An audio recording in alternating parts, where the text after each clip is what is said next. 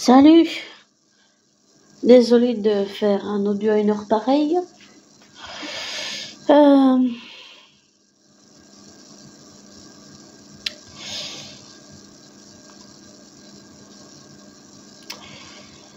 Désolé aussi pour les bruits environnants.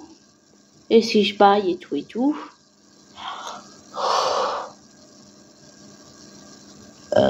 Pardon, ici je rote.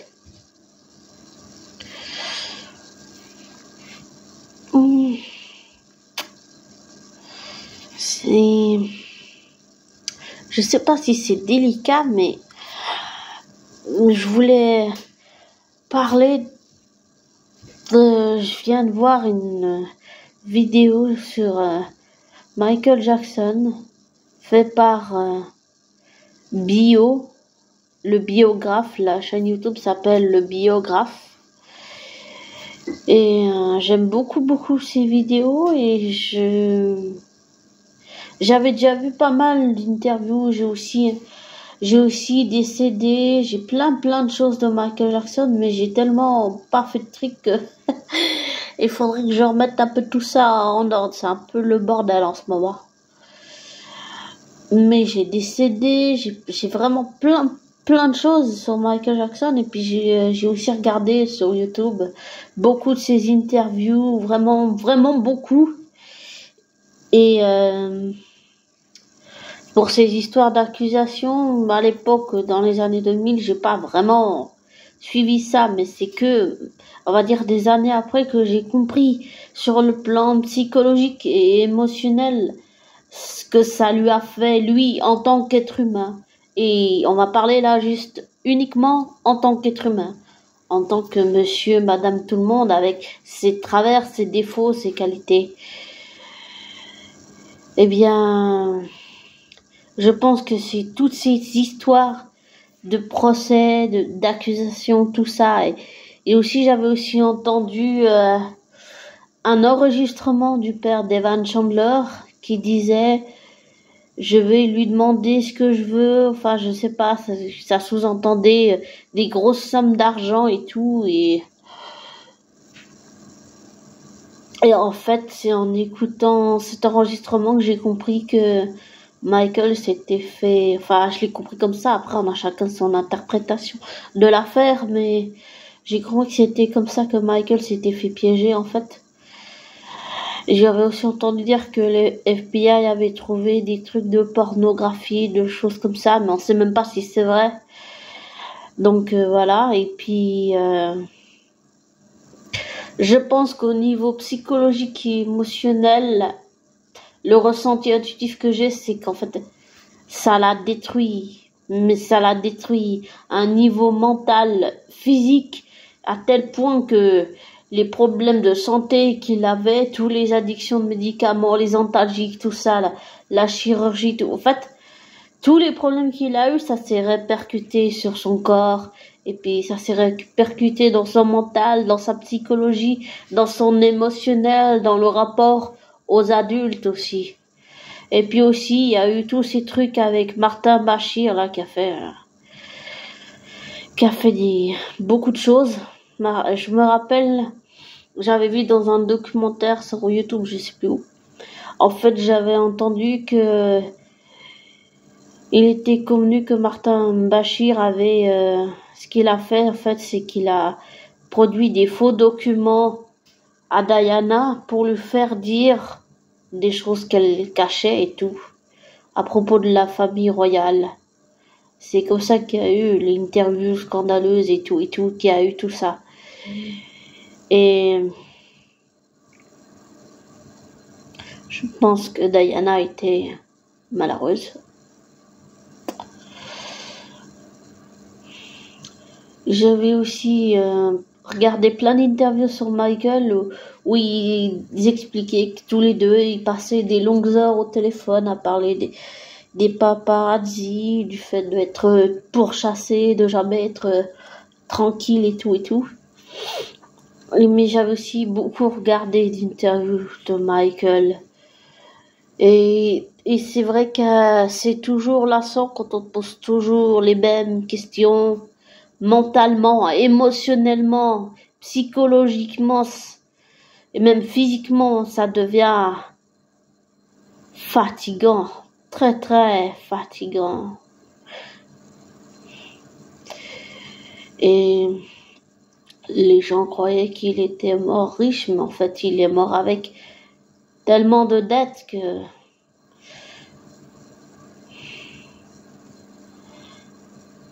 c'est plus que conséquent. Les conséquences ont été énormes. J'ai aussi entendu des enregistrements où Michael disait qu'il avait peur pour sa vie, qu'il avait vraiment peur. Il disait je dois être plus malade que ceux qui veulent ma peau, en fait, qui veulent me tuer, me descendre, quoi. Donc après, il y a eu toutes ces rumeurs, mais la seule chose qui est sur sa mort, qui me fera toujours douter, c'est cette infirmière qui a témoigné en disant que de ce qu'il y avait dans le brancard, c'était que un mannequin en plastique. Et si le ressenti c'est que j'en ai, c'est que peut-être il fallait que l'artiste meure pour de vrai, pour que l'homme vive. Voilà. C'est ce que j'ai eu comme ressenti. Après, on a tous des ressentis différents. Mais c'est que il fallait que l'homme meure, que Michael, l'homme, meure, et que l'artiste, lui aussi, meure pour que l'homme, mais le vrai homme qu'il est, continue de vivre.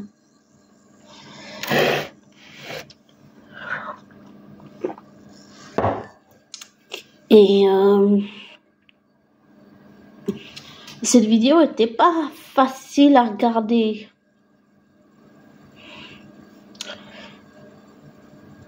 Parce qu'il y a des sujets délicats, évidents. Mais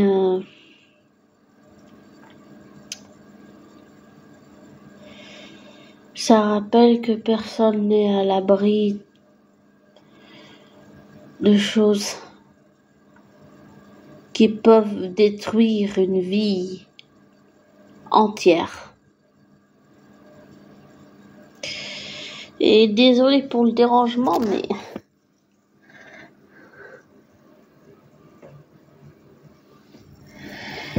voilà, c'est mon chaton, mon bébé, qui vient de venir sur le bureau. C'est pour ça que ça me fait un peu de bruit. Mais oui, tout ça, c'est... Oui, c'est dingue, mais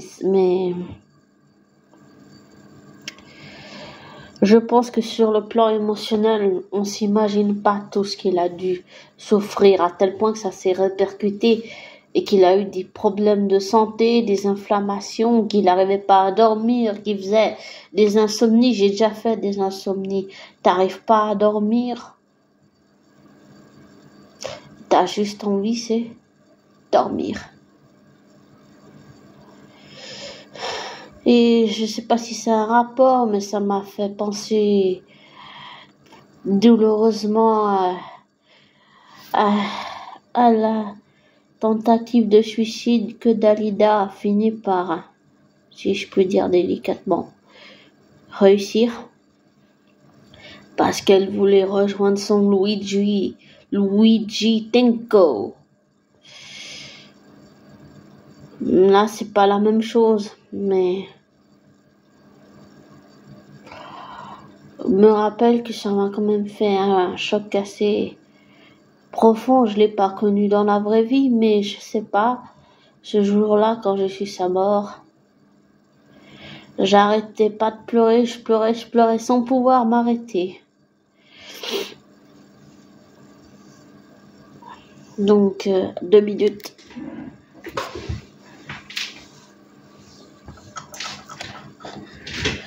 Désolée, c'est mon chaton qui est curieux.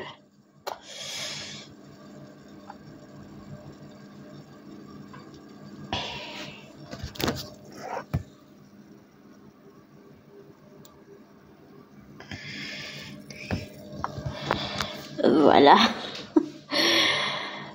Mais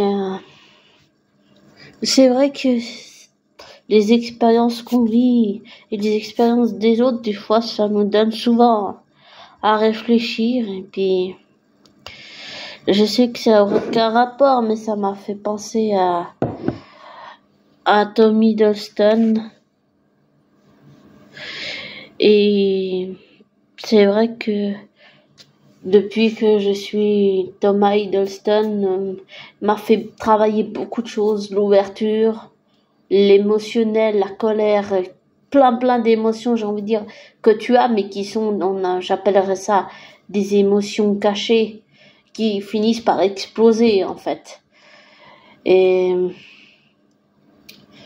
je sais pas si ou pas, mais pour moi, j'ai compris que je m'entourais beaucoup d'artistes qui, dans la vraie vie, ont eux-mêmes souffert avant d'avoir le succès qu'ils ont, la fanbase qu'ils ont dans le monde entier.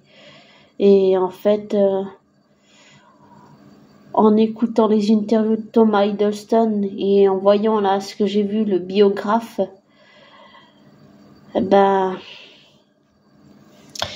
j'ai compris à quel point, sur le plan émotionnel, Michael a souffert, mais aussi j'ai compris à quel point Thomas, dans tout ce qu'il a vécu, il a souffert lui-même.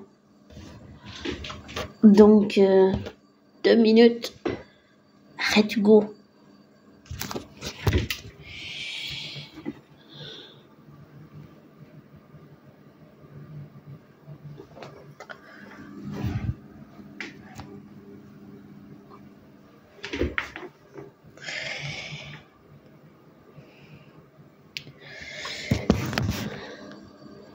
Comme tu vois, Hugo prend toute la place sur le bureau.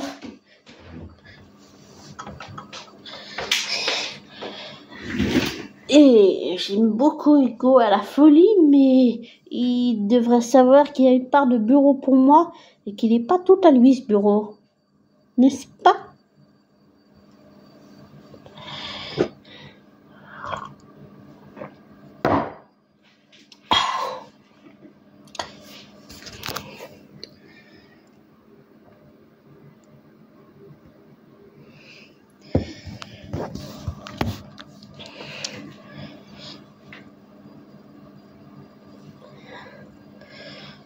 Donc voilà, j'avais envie de faire un audio comme ça, et puis je sais même pas si ce que je dis a du sens, mais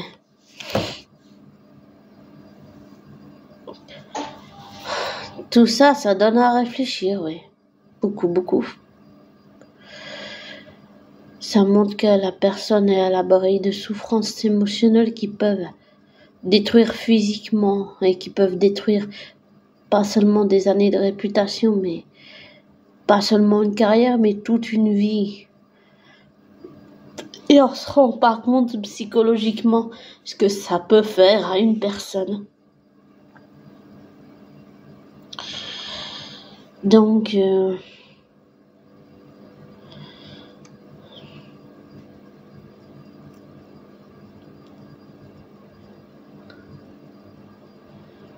j'espère que les choses s'arrangeront. Je vais peut-être finir avec ça. C'est ce qui se serait bien.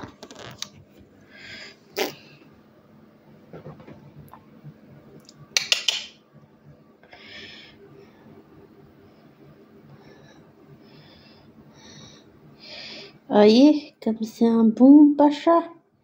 Même un peu trop gâté pour un chaton de 3 à 5 mois. Mais qu'est-ce que je ferais pas pour lui? Qu'est-ce que tu veux, c'est la vie. Bon, je souhaite à tout le monde une belle soirée ou belle fin de soirée. Et puis, prends soin de toi, abonné. Et puis, à la prochaine.